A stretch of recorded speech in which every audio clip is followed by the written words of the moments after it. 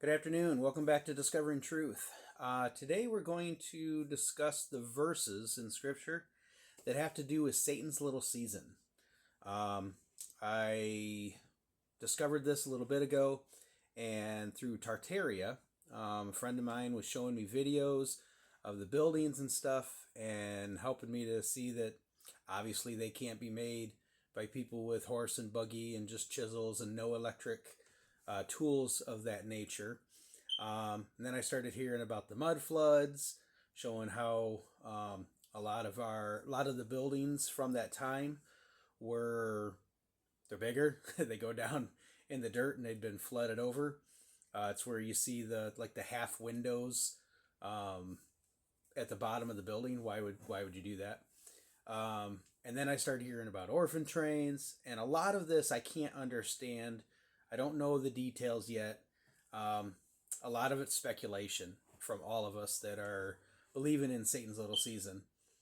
But for me, just like when I started learning about flat Earth, I needed to confirm it with the Bible. I needed to see that the scriptures taught this, because if we're seeing something in our world, whether it's buildings, whether it's looking for curvature of the earth, all that stuff, but the Bible tells us otherwise, I got to go with what the scripture says and not with what I see, because I can be manipulated. I can be tricked. Satan's really good at this. He's been doing it for 6,000 years or more. So my thought is, what does the Bible say? What does the scripture say? So this might be multiple parts. I haven't exhausted the verses that I've been looking up, but I'm just going to share the ones that I've looked up so far, and you guys can make your own conclusions. Uh, the thing that I needed to realize was the time words and who he's speaking to. Um, Anytime you write a book or you're making a movie, the number one thing they say is know your audience. So if Jesus, Yahusha, is speaking to certain people, or if there's a parable about certain people or a prophecy about certain people, who is the audience that they're talking to? And if you'll pay attention to who Yahusha Jesus is talking to, you'll start to see that there's no other explanation than he showed back up around the destruction of the temple around 70 AD. I'm not sure if we'll get into it on this video, but I was studying the book of Daniel in a Bible study that I do with some friends and family, and we were going through the book of Daniel, and it was saying that you've got Babylon, and then you've got the Medo-Persians, and then the Greeks, and then what we know is Rome, and then the stone made without hands crushes all of them. There's no kingdom after Rome. So how is it that we've had all of these, centuries of kingdoms that have grown up, and some have ruled the world, like Britain? Britain ruled the whole world. But you've got these mega powers, Russia and America, and if the stone came and destroyed Rome, and that rock is Messiah, do all these other countries fit in? The same vision was given to it was given several times in Daniel. One was the statue. The head of gold was Babylon. The arms and waist were Medo-Persians. The thighs was Greece, and then the legs were Rome, with the bottom, the feet, of partly clay and partly iron, and the iron was Rome. So if we have all these other kingdoms from the head all the way down to the feet, spanned all of history, and really only about 600, 700 years, maybe a little bit more than that, less than 1,000. We're supposed to believe that the feet that are partly clay and partly iron are going to last 2,000 years, when all the rest of the body was only about 1,000 years, but the feet are going to be 2,000 years. None of that makes any sense. The timeline doesn't make any sense. And again, this is all speculation. All I can go by is what the scripture says. for my proof. So I'm going to start just by reading where Satan's little season is in the Bible in Revelation 20, 1 through 10. And then I'll go into the other verses where Yahushua, Jesus, is speaking, and again, pay attention to who he's talking to. So Revelation 20, 1 through 10.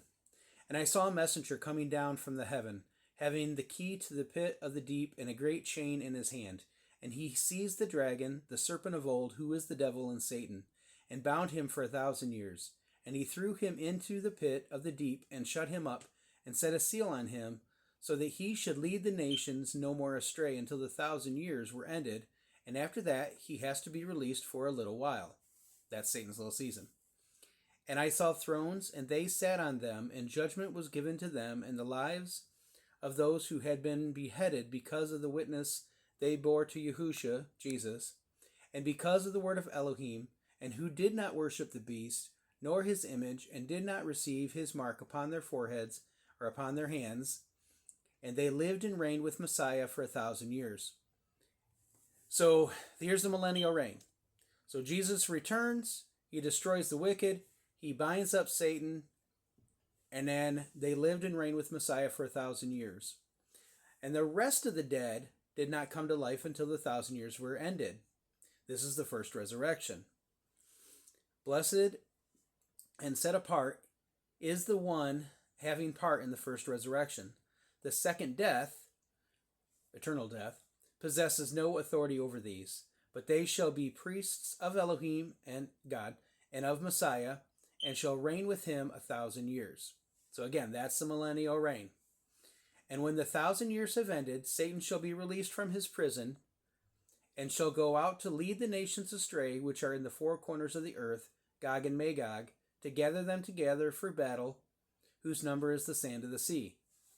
Now, nobody knows how long that period is.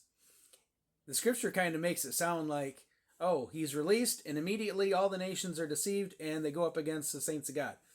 Problem is it's going to take longer than that for him to deceive them all. Those that are come back to life in the second resurrection, I'm not sure how that process goes. Either A, they're reborn, they're born, a second time, and relive the life, or they just spontaneously wake up. Not sure how that works because we're buried in the ground when we die. So again, a lot of details are not described. But anytime you read the scripture, you end up, if you're reading it right, you'll end up with more questions than you get answers, because he wants us to search. So anyway, how long this period is, we don't know. But then it says, and they came up over the breadth of the earth and surrounded the camp of the set apart ones and the beloved city. And fire came down from Elohim, God, out of the heaven, and consumed them. And the devil who led them astray was thrown into the lake of fire and sulfur, where the beast and the false prophet are. And they shall be tortured day and night forever and ever. And then if you go into Revelation 21, it says there's a new heaven and a new earth, and judgment, first, and then the new heaven and the new earth. And that's where we will spend eternity on the new earth with the Father and with Yahushua, Jesus. So now I'm going to go into, maybe I should cut it off here and do a part 2 for the other words. Let me do that. See part 2 for the words of Yahushua Jesus, where he's speaking to them and showing them the things I'm telling you are going to take place right away. All right. Thank you. Have a blessed day. Like, subscribe, leave a comment, share this video. Thank you. Bye.